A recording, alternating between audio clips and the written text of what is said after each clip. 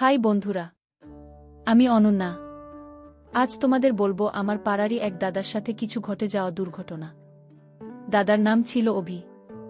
দেখতে খুবই হ্যান্ডসাম, তবে শরীরটা ছিল একটু রোগা। তবে রোগা ছেলে আমার খুবই পছন্দ, কারণ আমি ইন্টারনেটে দেখেছি রোগা ছেলেরা হেলদি মেয়েদের বেশি ভালোবাসা দেয়। তবে এতে দাদার কোনো দোষ ছিল না, দোষ ছিল আমার বয়সের। আমার যখন 16 বছর বয়স হলো তখন আমি ক্লাস 11-এ পড়ি। খুব ছোট থেকেই আমার শরীরটা হেলদি, যে কেউ দেখলে আমাকে সহজে নজর এড়াত না। আর সত্যি বলতে 11-এ ওঠার পর আমার শরীর আরও চেঞ্জ হতে শুরু হয়। তারপর থেকে মোবাইল দেখার নেশাটাও রাত 2-3টে অবধি অভ্যেস হয়ে গেছিল। আর নিজেকেও কিছুতেই সামলাতে পারছিলাম না। কি করব কিছু বুঝে উঠতে পারছিলাম না। তারপর থেকেই আমি জোর করে দাদার ভালোবাসা পাওয়ার জন্য পাগলের মতো থাকতাম। বন্ধুরা, আশা করি শেষ অবধি শুনলে তোমাদের ভালো লাগবে। তাহলে চলো যাই। দিনটি ছিল বর্ষার। সেই সকাল থেকে বৃষ্টি হয়ে চলেছে। সকালে একটু পড়তে বসেও মনটা ঠিক লাগলো না। কি আর করা যায়, ভালো না লাগলে একটি পথ যে আছে, ইন্টারনেট অন করে সেই ভিডিও দেখা ছাড়া আর কাজ কি। ভিডিও দেখতে দেখতে কিছুক্ষণ পরে ফেসবুক অন করে দেখি একটি ফ্রেন্ড রিকোয়েস্ট। কিন্তু এটা আবার কে, চিনি না তো। আচ্ছা যেই হোক, রিকোয়েস্টটা অ্যাকসেপ্টই করি। কিছুক্ষণ পর মনে হলো একটু কথা বলে দেখি না। মেসেঞ্জারে গিয়ে লিখলাম, আপনি কে? আপনাকে তো ঠিক চিনলাম না। আপনি কি আমাকে চেনেন? 2 ঘন্টা পর দেখি রিপ্লাই এসেছে যে সেও আমাকে চেনে না, এবং সেও বুঝতে পারছে না কিভাবে তার থেকে ফ্রেন্ড রিকোয়েস্ট এসেছে, হয়তো অজান্তেই হাত লেগে গিয়ে। এবং সেও তার ঠিক পরমুহূর্তে বলে, আপনি কিছু মনে করবেন না, ভুল করে এটি হয়ে গেছে। আমি বললাম ঠিক আছে, এতে আবার ভুলের কি। এই বলে ফেসবুক অফ করে দিলাম। পুনরায় আবার যখন ফেসবুক অন করেছিলাম দেখতে পাই যে সে লিখেছিল, আপনি চাইলে আনফ্রেন্ড করে দিতে পারেন। কিন্তু কেন জানি না, ওই অজান্তে আদতে পাগলটা, অর্থাৎ ওই অবিকে খুব স্পষ্ট কথায় আলাদা করে চিনতে আমার বেশি সময় লাগেনি। গুড সেন্স অফ হিউমর অর্ঘ্য আমার মনে একটি আলাদা জায়গা করে নিয়েছিল। ও তখন ইঞ্জিনিয়ারিং 3rd ইয়ার পড়ছে, আর আমি সবে মাত্র 11-এ পড়ি। বলতে গেলে আমার বড় দাদাই। প্রথম একটু আধটু কথা হতো, কিন্তু তা থেকে থেকে দীর্ঘ পর্যায়ে পৌঁছেছিল। ও আবার মাঝে মাঝে আমাকে বলতো, সবে 11-এ পড়ো, এখন থেকেই ফেসবুক, হোয়াটসঅ্যাপ এসব করা শুরু করে দিয়েছ। আমি আবার তখন বলতাম, তাহলে তুমি করো কেন? তখন আর কিছু বলতে পারত না। এইভাবে আমাদের অতীত, বর্তমান এবং ভবিষ্যৎ এর বিভিন্ন কথা চলত। জানি না কেন, এইভাবেই আমার ওকে খুব ভালো লাগতে শুরু করে। ফেসবুক অন করে মনে হতো যে ও কখন অন আছে, এবং অন না থাকলে মনে হতো কি এমন এত কাজ করছে।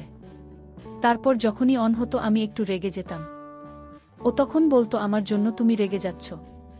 কে হই আমি তোমার? তখন আমার মন খারাপ হয়ে যেত। আর সেটা ও যেন কিভাবে বুঝতেও পেরে যেত, আর আমাকে বলতো, আচ্ছা বাবু, সরি, আর কখনো ও হবে না। এই আমি কান ধরলাম। এইভাবে সুখ দুঃখের মাঝে রাস্তা করে নিয়ে আমাদের দিন অতিবাহিত হচ্ছিল। কিন্তু আমি কখনো ওকে বলতে পারিনি যে আমি তোকে সত্যিই খুব আপন করে ফেলেছি, যেন নিজের থেকেও বেশি। কেন জানি না, ও যেন বড় দাদার মতো দাদাই হয়ে থাকত। এইভাবে দিন এগোচ্ছিল। প্রায় 3 বছর পর আমি তখন বাংলাতে অনার্স নিয়েছি, 2nd ইয়ারে পড়ছি। আর ও কি একটা চাকরি পেয়েছে। এবার যেন ওর কথাগুলো একটু গম্ভীর, বড্ড ব্যস্ত যেন। কিছু জিজ্ঞাসা করলে যেন ঠিক করে বলেও না, আর বুঝতে পারি বড্ড কাজের চাপ তাই। আর আমি তো সেই যেমন ছিলাম তেমনি। কি আর বলবো। মাঝে মাঝে রাগ হতো, মেসেজ সিন করেও রিপ্লাই দিত না, মনে হতো কোনো মিটিংয়ে আছে হয়তো। আমি আর কিছু বলতাম না। এইভাবে যেন বলেও না বলার মতো চলছিল। মাঝে মাঝে মনে হতো এবার বলেই দিই, ধুর, আর ভালো লাগে না, না থাক, কি ভাববে ও। এই করে করে আর বলাও হয়ে ওঠেনি। এইভাবে কাটছিল।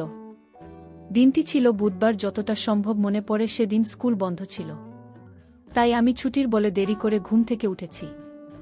ওই 9টার দিকে উঠে মেসেঞ্জারটা খুলে দেখি 2টো মেসেজ, কারো না, অবির। ও আবার মেসেজ করেছে। হ্যাঁ ঠিক তাই তো। আচ্ছা বোন, 10 তারিখ আমার বিয়ে হঠাৎ করে ঠিক হয়ে গেল, আর বাবারও বয়স হয়েছে, তাই তুমি ওই দিন অবশ্যই এসো। আমি তোমার অপেক্ষায় থাকলাম কিন্তু। আর বিয়ের কার্ডটাও পাঠিয়ে দিয়েছি। কথাগুলো শুনে আমি যেন কেমন স্তব্ধ হয়ে গেলাম, নিজেকেও যেন কেমন অজানা মনে হলো। সত্যিই কি আমি সেই মেয়ে? যে আমি ওকে প্রাণের চেয়েও বেশি ভালোবাসতাম। আমার কেন এমন মনে হচ্ছে আমি কে হই ওর? আমি তো কেউ না ওর, তাহলে আমার কেন এত কষ্ট হচ্ছে? সত্যি আমি কেউ না, সত্যিই না, না। মনে মনে নিজের উপর খুব রাগ হচ্ছিল, মনে হচ্ছিল সমস্ত মেসেজ ডিলিট করে দিই। মনে হচ্ছিল কেন এতদিন আমি এত সময় নষ্ট করলাম ওই পাগলের জন্য। হঠাৎ ভাবলাম আর নয় সময় নষ্ট। এবার আমি যে ছেলেদের টিউশন পড়াতাম তাদের পড়ানোই আমার জীবনের লক্ষ্য হবে। যেন নিজেই নিজের চোখের জলকে প্রবাহের পথ দেখিয়েছি, তাই হয়তো প্রবাহিত হচ্ছে।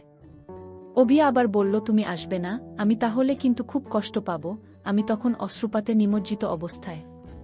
আমার এক ফোঁটা অশ্রু হয়তো ওর শব্দ স্পর্শ করেছিল। আর আমি যেন অজান্তেই বলে ফেলি, আচ্ছা দাদা, যাব, চিন্তা করো না। অভি বলে, এই তো আমার প্রিয় বোন। আর কেন জানি না, নিজে থেকেই বুঝতে পেরেছিলাম সবাই সবার জন্য হয় না। ভগবান যা করেছেন ঠিকই করেছেন হয়তো।